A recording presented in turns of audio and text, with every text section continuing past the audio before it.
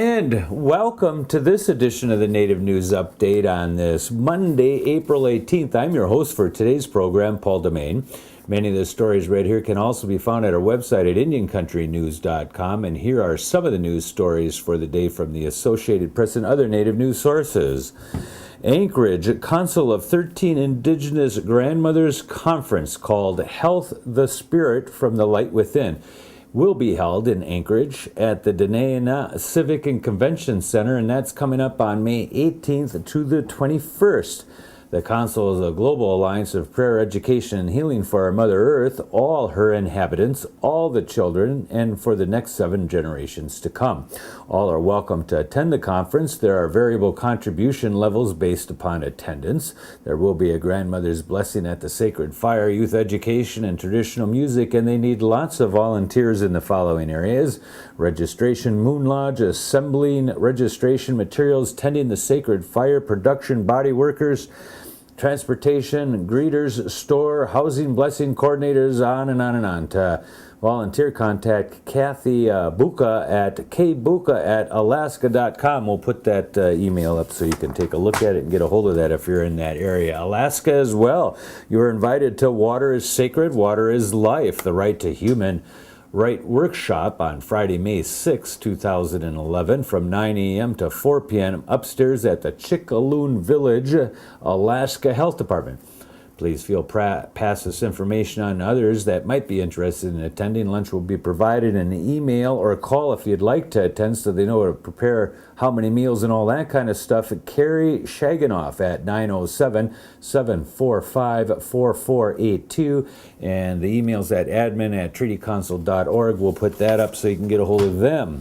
And some more water stuff here. As long as we're getting into spring and the rain, the Water Walk from the West began several days ago in Olympia, Washington.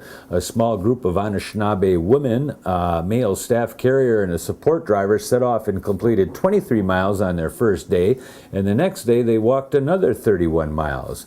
For several days during the weekdays when most people have to go to work, there have been only 3 women walking: grandmother Josephine Mundaman, Shelley Essence, and University of Toronto student Sylvia Plain are continuing the walk, and they call for your assistance if you can help. All are far from home, and they are all committed to doing it for the water, for all life, center, and the 7 generations into the future. The walkers know there are a lot of Native communities along the way out there that would stand up for the water. If we can get word to them, they can come and help out, since there's less than 60 days until this group will reach the Bad River Ojibwe Reservation of northern Wisconsin on June 12th, where the Pacific Ocean salt water they carry will merge with other salt water being carried from the other directions: the Gulf of Mexico, the Atlantic Ocean, and Hudson Bay. There are people in Yakima, Spokane, Browning, Montana, and other places helping to organize as the walkers come through, but much needs to be done in many communities to reach. You can go to the website at www.emptyglassforwater.ca/map to see to see the communities on the route from Washington State to Wisconsin, or get their current GPS location on a daily basis. Or you can contact Donis Kennedy at dkennedy@shingwalk.ca. We'll put those URLs and other information up as well, so you can write them down. Lots going on with water here. The Chief Bemidji Statue Project Committee has established a fund at Northwest Minnesota Foundation for the purpose of accepting tax-deductible contributions from individuals, businesses, and organizations. Project funds will be used to commission an artist to create a new realistic sculpture of Chief Bemidji. The new statue will be located in Library Park there and will depict Chief Bemidji in a dignified and respectful way, honoring the man and his legacy. Project funds will also be used to publish an informational brochure about the new statute and the previous 2 statutes that were there, including the wood carvers and painters who made them possible. The brochure will include a biography of Chief Bemidji, whose Ojibwe name was Jaunawashkung, including how and why the city came to honor him with a statue. The Chief Bemidji Statue Project Committee hopes to raise $116,000 through grants and donations here over the next couple months. And to make a tax-deductible contribution, you can make checks payable to Chief Bemidji Statue Project Fund and mailed to Northwest Minnesota Foundation at 4225 Technology Drive, Northwest in Bemidji, Minnesota 56601. Or for telephone assistance, call the foundation at 218-759-2057. We'll get that phone number up there too for you to take a peek at. The Woodland Indian Art Show and Market invites Native American artists inspired by the Woodland Indian style to participate in the 2011 Woodland Art Show and Market. Artists must apply as an arts vendor, and then they can enter a piece in the juried art competition. I believe this is in Wisconsin, perhaps down and around the Green Bay area. That's where the notice is coming out. The deadline to apply as an arts vendor and enter the jury art show is June 6th.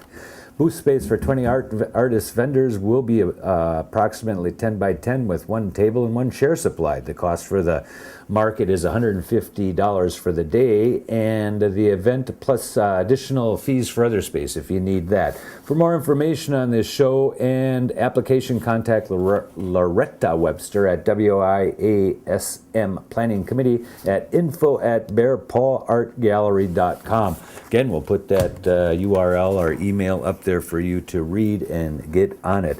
A plan to create a reservoir for the Kickapoo tribe on rich farmland in northeast Kansas has stalled because of concerns from families whose land and homes would be submerged.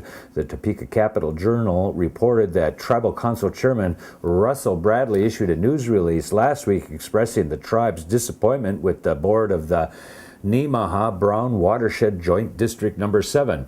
The board rejected an agreement with the tribe last month. Quote, it continues a trend exhibited by the district's board to refuse to work cooperatively and in good faith with the tribe to carry out a partnership it willingly entered into in the late 1970s and early 1980s to comprehensively develop the water resources of the upper Delaware River and tributaries watershed, Bradley said. The Northeast Kansas Reservation has had ongoing problems with water quality and quantity. The tribe wants to dam Plum Creek, which flows southeast into the Delaware River, which in turn empties into Perry Lake. A new tribally owned telecommunications company is bringing high-speed internet, telephone, and video to the Warm Springs Reservation in Central Oregon. Board members of the company said the upgrade will bring many new opportunities to the reservation, where about a third of the homes have no phone service at all. KTVS-TV in Bend reports the tribes are getting $5.6 million in federal stimulus money to help build the new company, which will provide basic phone services, broadband internet, and eventually video for the entire community. KTVS says that out of more than 500 Indian tribes nationally, the Warm Springs tribes are only the 9th to have their own telecommunications company built. Officials say held a groundbreaking ceremony last Tuesday and expect to be open for business this fall. And that is the latest roundup of news from Indian Country. On this edition of the Native News Update, we want to say miigwech for joining in and watching us today. Come back again soon.